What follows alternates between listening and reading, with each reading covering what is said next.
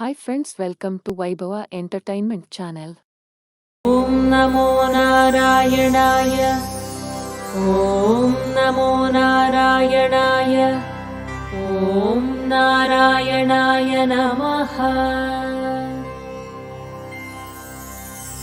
श्रीशुक उवाच एवं व्यवसितो बुद्ध्या समाधाय मनोहृदि जजाप परमं जाप्यम् प्राग्जन्मन्यनुशिक्षितम्।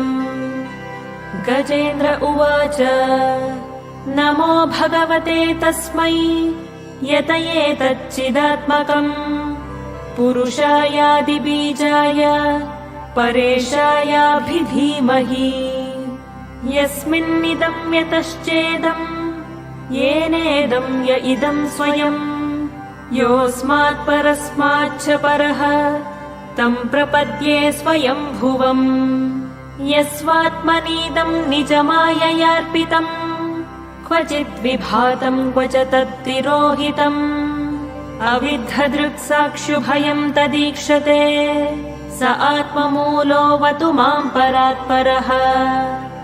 कालेन पञ्चत्वमितेषु कृत्स्नशो लोकेषु पालेषु च सर्वहेतुषु तमस्तदासीद्गहनं गभीरम् यस्तस्य पारेऽभिविराजते विभुः। न यस्य देवा ऋषयः पदं विदुः जन्तुः पुनः कोऽर्हति गन्तुमीरितुम् यथा नटस्याकृतिभिर्विचेष्टतो दुरत्ययानुक्रमणः समावतु। दिदृक्षवो यस्य पदं सुमङ्गलम् विमुक्तसङ्गामुनयः सुसाधवः चरन्त्यलोकव्रतमौरणं वने भूतात्मभूताः सुहृदः समे गतिः।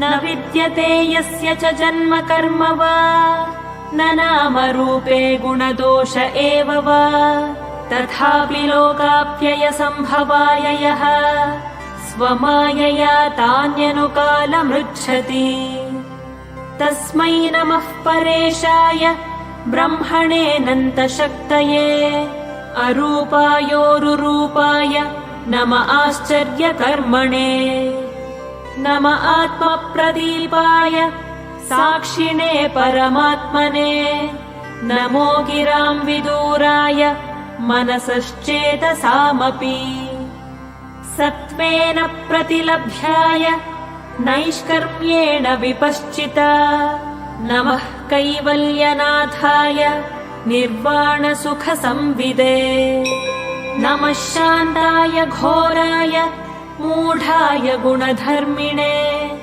निर्विशेषाय साम्याय नमो ज्ञानघनाय च क्षेत्रज्ञाय नमस्तुभ्यम् सर्वाध्यक्षाय साक्षिणे पुरुषायात्ममूलाय मूलप्रकृतये नमः सर्वेन्द्रियगुणद्रष्ट्रे सर्वप्रत्ययहेतवे असताच्छाययोक्ताय सदाभासाय ते नमः। नमो नमस्तेऽखिलकारणाय निष्कारणायाद्भुतकारणाय सर्वागमाम्नाय महार्णवाय नमोपवर्गाय परायणाय गुणारणिच्छन्नचिदूष्मपाय तत्क्षोभविस्फूर्जितमानसाय नैष्कर्म्यभावेन विवर्जितागमस्वयं प्रकाशाय नमस्करोमि मातृप्रपन्नपशुपाशविमोक्षणाय मुक्ताय भूरिकरुणाय नमो लयाय स्वांशेन सर्वतनुभृन्मनसि प्रतीतप्रत्यग्दृशे भगवते बृहते नमस्ते आत्मात्मजाप्तगृहवित्तजनेषु सक्तैः दुष्प्रापणाय गुणसङ्गविवर्जिताय मुक्तात्मभिः स्वहृदये परिभाविताय ज्ञानात्मने भगवते नम ईश्वराय यं धर्मकामार्थविमुक्तिकामा भजन्त इष्टां गतिमाप्नुवन्ति किं त्वाशिशोरात्यपि देहमव्ययम् करोतु मे दभ्रदयो विमोक्षणम् एकान्तिनो यस्य न कञ्चनार्थम् वाञ्छन्ति ये वै भगवत्प्रपन्नाः अत्यद्भुतम् तच्चरितम् सुमङ्गलम् गायन्त आनन्दसमुद्रमग्नाः तमक्षरम् ब्रह्म परम् परेशम् अव्यक्तमाध्यात्मिकयोगगम्यम् अतीन्द्रियम् सूक्ष्ममिवातिदूरम् अनन्तमाद्यम् परिपूर्णमीडे यस्य ब्रह्मादयो देवाः वेदालोकाश्चराचराः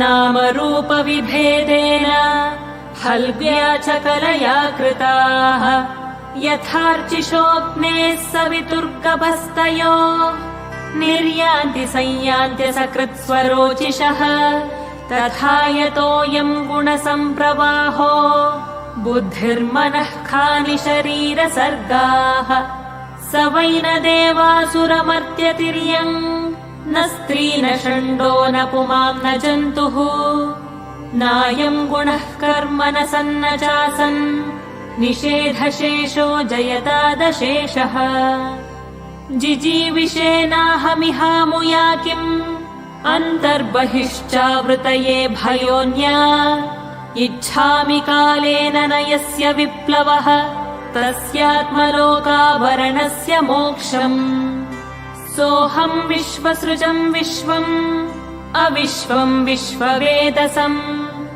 विश्वात्मानमजम् ब्रह्म प्रणतोऽस्मि परम् पदम् योगरन्धितकर्माणो हृदि योगविभाविते योगिनोऽयम् प्रपश्यन्ति योगेशम् तन्नतोऽस्म्यहम् नमो नमस्तुभ्यमसह्यवेगशक्तित्रयायाखिलधीगुणाय प्रपन्नपालाय दुरन्तशक्तये कदिन्द्रियाणामनवाप्यवर्त्मने नायम् वेद स्वमात्मानम् यच्छक्त्या हन्धिया हतम् तम् दुरत्ययमाहात्म्यम् भगवन्तमितोऽस्म्यहम्।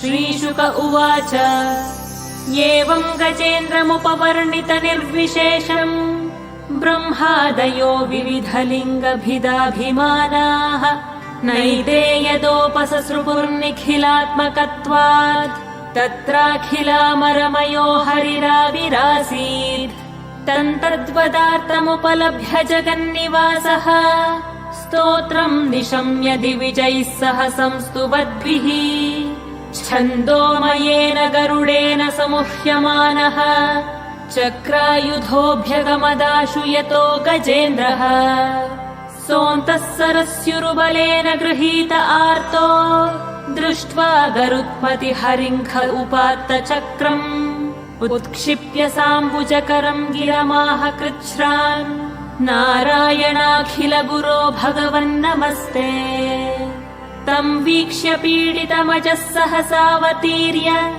सग्राहमाशु सरसः कृपयोज्जहार ग्राहाद्विपाटितमुखादरिणा गजेन्द्रम् सम्पश्यताम् हरिरमूमुच दुस्त्रियाणाम्। इति श्रीमद्भागवते महापुराणे संहितायाम् अष्टमस्कन्धे श्रीगजेन्द्रमोक्षणम् नाम तृतीयोऽध्यायः।